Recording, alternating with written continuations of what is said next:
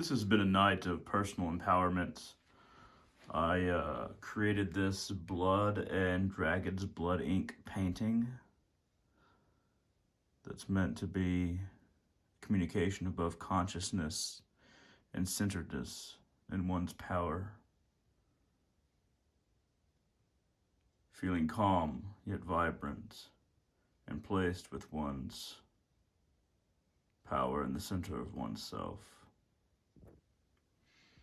You have a twirling galaxy, a conscious star, and many other stars in the distance looking upon you as you sit in your power space.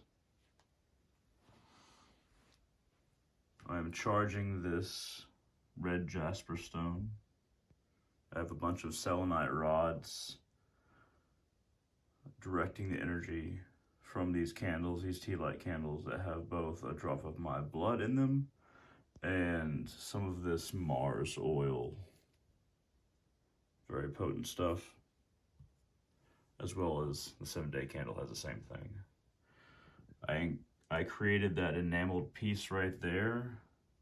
It's a combination of the alchemical symbol for blood, which is the triangle plus that. And then, of course, the Nordic sun wheel, which resembles power and kind of bringing down the solar entity. So we have that. And then I have a bunch of lines here that I kind of designed to bring down the power to here and then into the red jasper stone. And those two little ends on the bottom are, of course, Urus, which is the Nordic rune for primordial strength and initiation. That actually is quartz, not selenite. That little trifecta there.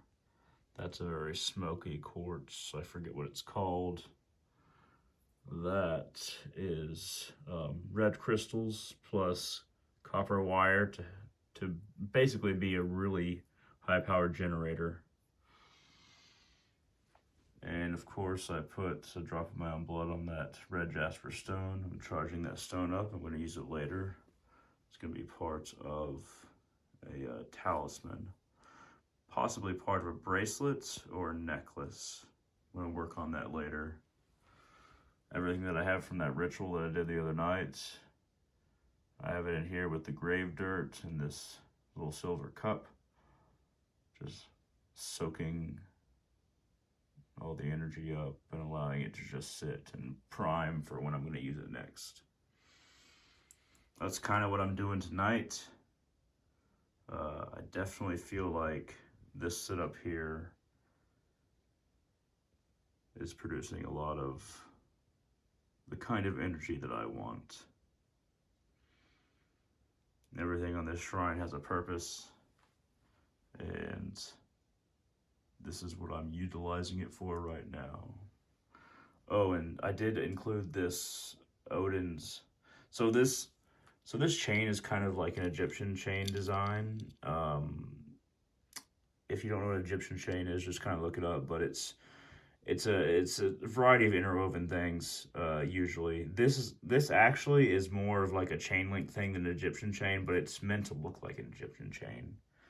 And at the end, I have an Odin's spear pendant, and I used that in the ritual recently.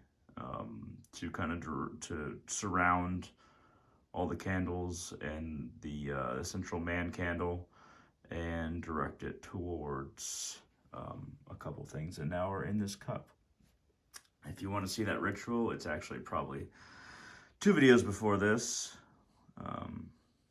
It's the one where I really call upon the spirits, and there's a lot of things that I do in that ritual that are my own personal way of doing things.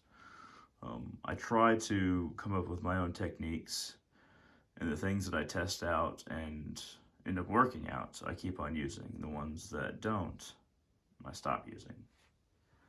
That is a ceramic cat that I got from a graveyard a while back. Of course, I put something in its place.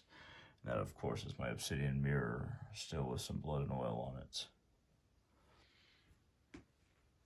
This is how my shrine sits today. hope that all of you enjoyed this and are perhaps inspired to compose your own shrine with your own various elements that you may find useful.